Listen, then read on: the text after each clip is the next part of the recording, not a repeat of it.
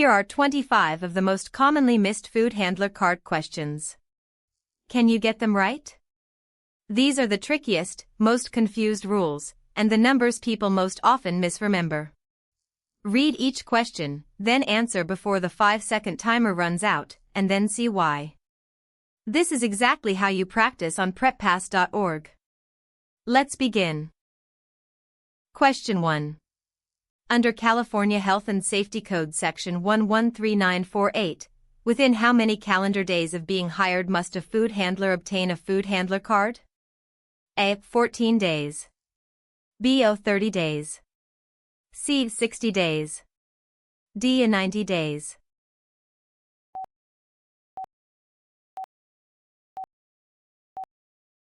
The correct answer is B. California law requires every food handler in a covered facility to obtain a food handler card within 30 calendar days of hire. The worker may continue working during that 30-day window while completing the training and exam. Question 2. How long is a California food handler card valid from its date of issue? A. 1 year. B. 2 years. C. 3 years. D. 5 years.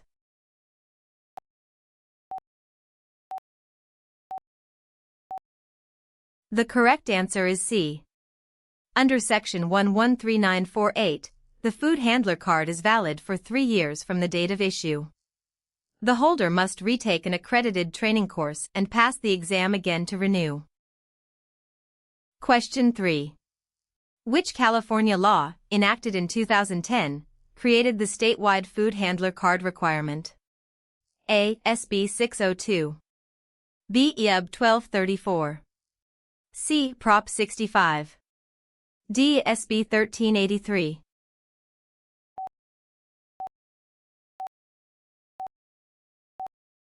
The correct answer is A. Senate Bill 602, signed in 2010, added Section 113945 etc. to the Health and Safety Code, establishing the statewide food handler card program effective in 2011. Question 4. A training provider must be accredited by which body for its food handler card to be valid statewide? A. California Restaurant Association. B. Local county only. C. OSHA. D. ANSI under Conference for Food Protection, CFP, standards.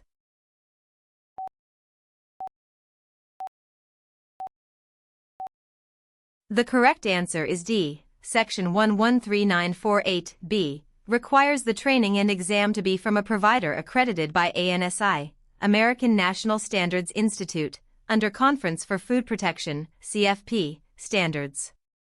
Examples include eFood Handlers, State Food Safety, ServSafe, AAA Food Handler, and Learn to Serve. Question 5. Which 3 California counties are exempt from the statewide SB 602 program because they operate their own food handler programs? A. Los Angeles, Orange, Ventura. B. San Diego, Riverside, San Bernardino.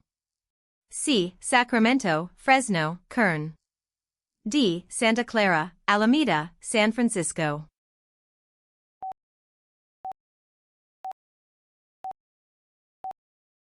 The correct answer is B. San Diego, Riverside, and San Bernardino counties had food handler training requirements predating SB 602 and were grandfathered out.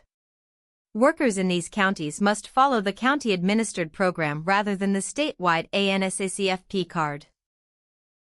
Question 6. Who owns the food handler card and is responsible for keeping it current? A. The employer. B. The county health department. C. The food handler, worker. D. The training provider.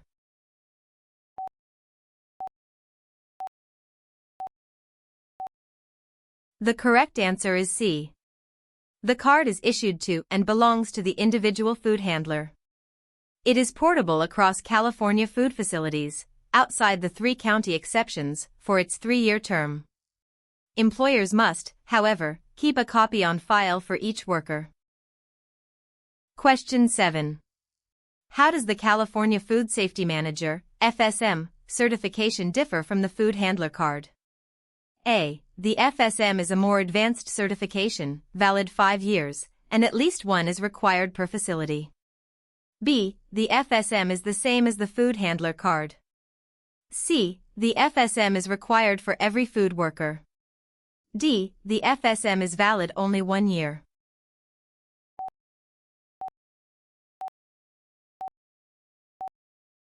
The correct answer is A. Per section 113947.1, every food facility must have at least one certified food safety manager.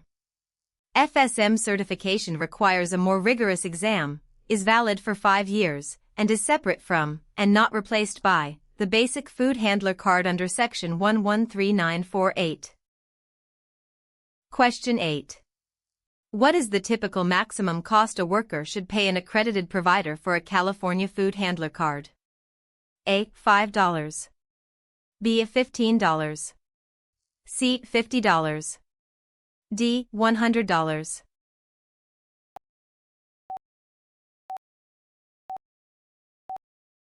The correct answer is B. The fee is set by the accredited provider, but the typical and commonly cited cap is around $15. Some providers offer it for less. Workers should be wary of inflated prices. Question 9. What must a candidate present when sitting for the food handler card exam, whether in person or via online proctoring? A. A union card. B. A social security card only. C. A pay stub. D. A government-issued photo identification.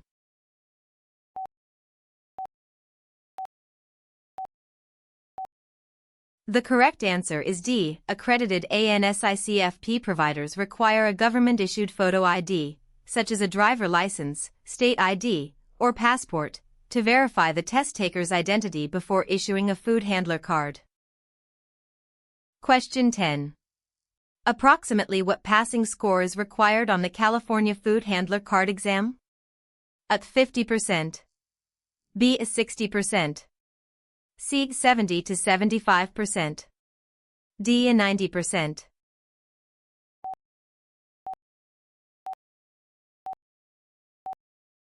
The correct answer is C. ANSICFP accredited providers typically set the passing score at 70 to 75% on a roughly 40-question multiple-choice exam. Candidates who fail may retake the exam, often within a defined retake window. Question 11. What record-keeping duty does an employer have regarding food handler cards? A. Keep a copy of each food handler's card on file at the facility and make it available to inspectors. B. Mail original cards to the state each year. C. Destroy cards after the worker leaves. D. Only verbal confirmation is needed.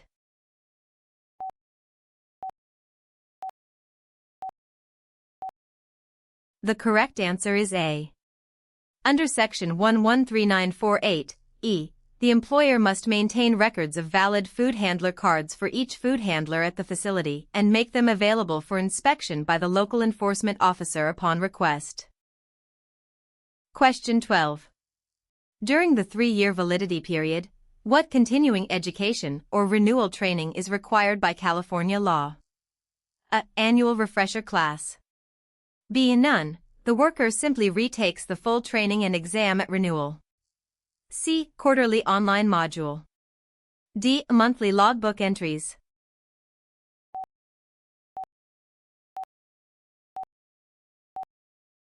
The correct answer is B. Section 113948 does not require continuing education during the card's 3-year term.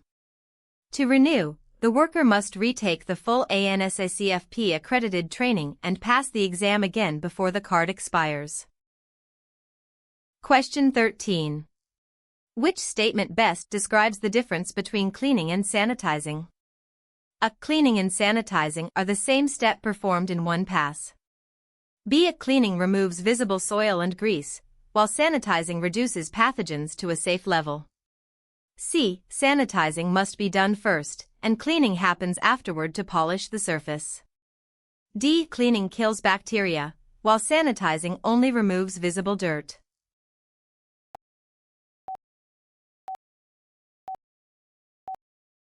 The correct answer is B. Cleaning physically removes food residue, grease, and visible soil so a sanitizer can contact the surface.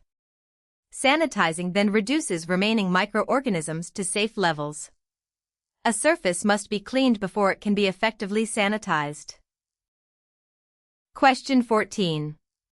In a 3-compartment sink, what is the correct order of the steps? A. Sanitize, rinse, wash, air dry. B. Wash, sanitize, rinse, towel dry. C. Wash, rinse, sanitize, air dry. D. Rinse, wash, air dry, sanitize.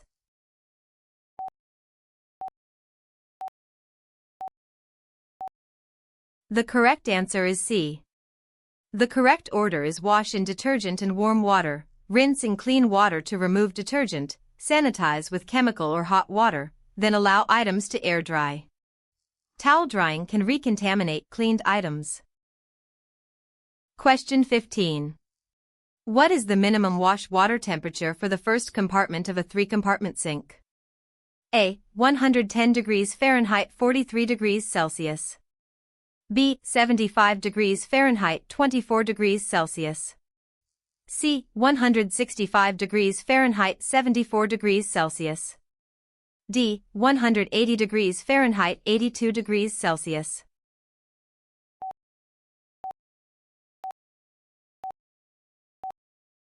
The correct answer is A. California requires the wash water in the first compartment to be at least 110 degrees Fahrenheit 43 degrees Celsius. Warm water helps the detergent break down grease and food residues so the surface can be effectively sanitized in a later step. Question 16. If hot water is used instead of a chemical sanitizer in the third sink compartment, the water must be at least A. 120 degrees Fahrenheit 49 degrees Celsius for 60 seconds. B. 140 degrees Fahrenheit 60 degrees Celsius for 15 seconds. C. 160 degrees Fahrenheit 71 degrees Celsius for 10 seconds. D. 171 degrees Fahrenheit 77 degrees Celsius for 30 seconds.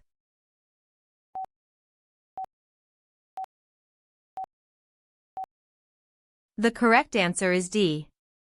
When using the hot water immersion method in a 3-compartment sink, items must be fully submerged in water of at least 171 degrees Fahrenheit 77 degrees Celsius for at least 30 seconds.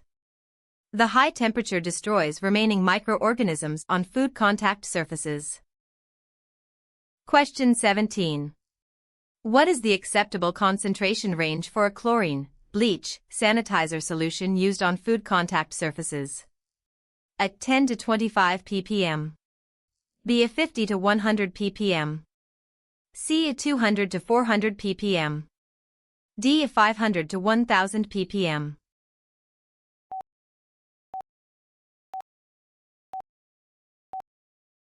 The correct answer is B. Chlorine sanitizer for food contact surfaces must be maintained between 50 and 100 ppm.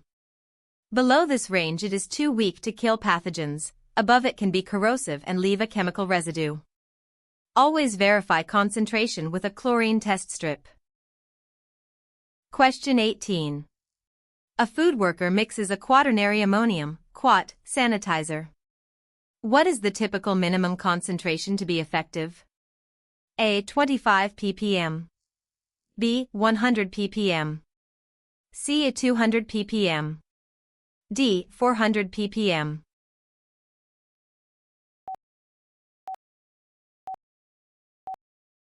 The correct answer is C. Quat sanitizer is typically used at a minimum of 200 ppm, with many manufacturers specifying a range up to 400 ppm. Quat requires water of at least 75 degrees Fahrenheit and water hardness no greater than 500 ppm. Always follow the manufacturer's label. Question 19. What is the acceptable concentration range for an iodine sanitizer solution? A. 12.5 to 25 ppm. B. A 50 to 100 ppm. C. A 150 to 200 ppm. D. A 200 to 400 ppm.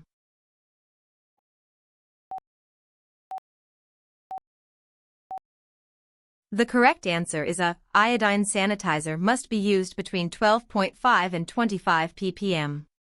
The water should be 75 to 120 degrees Fahrenheit and have a pH at or below 5.0. Contact time on a food contact surface is at least 30 seconds. Question 20. After items are sanitized in the 3-compartment sink, how should they be dried? A. Wipe dry with a clean cloth towel. B. Allowed to air dry completely on a clean drain board. C. Dried with paper towels to speed up service. D. Stacked wet to keep sanitizer in contact.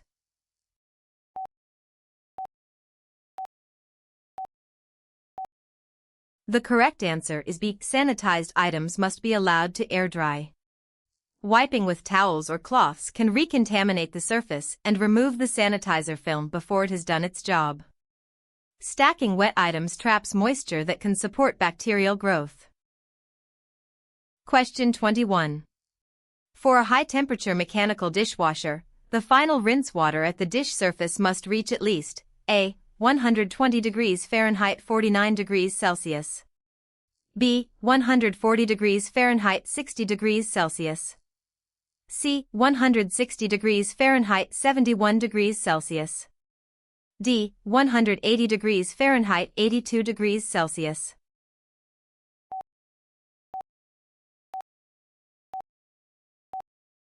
The correct answer is D. High-temperature dishwashers must deliver a final rinse hot enough to sanitize the wares.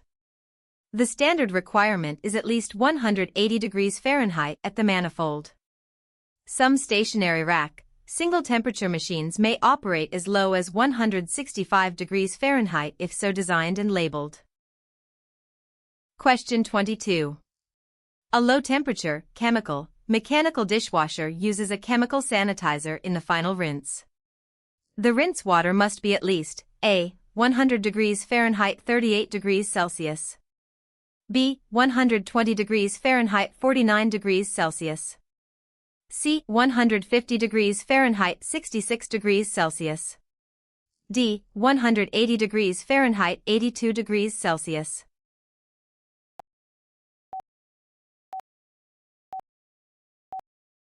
The correct answer is B. Low-temperature dishwashers rely on a chemical sanitizer, commonly chlorine, in the final rinse. The rinse water must be at least 120 degrees Fahrenheit so the chemical sanitizer works effectively. The concentration must be verified with a test strip. Question 23. Where should wet wiping cloths be stored between uses on food contact surfaces? A. Folded on a clean shelf next to the cutting board. B. Hanging over the edge of the prep sink. C. Fully submerged in a labeled bucket of sanitizer at the correct concentration. D. In the food worker's apron pocket.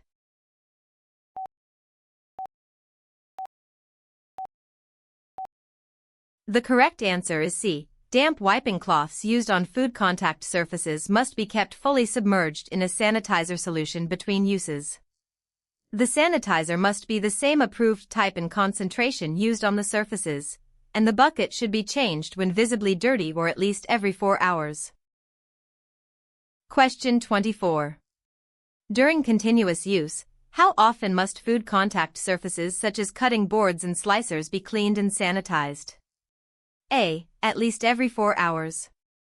B. At least every 8 hours. C. Only at the end of the workday. D. Only when visibly dirty.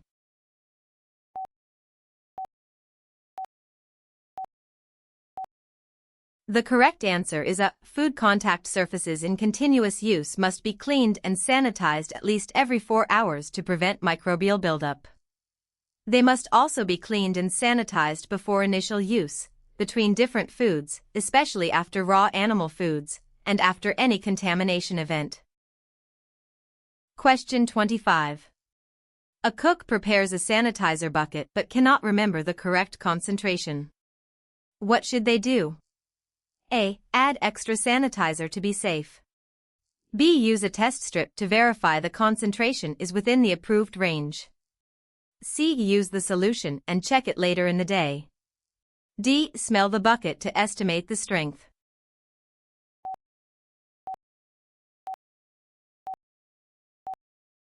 The correct answer is B.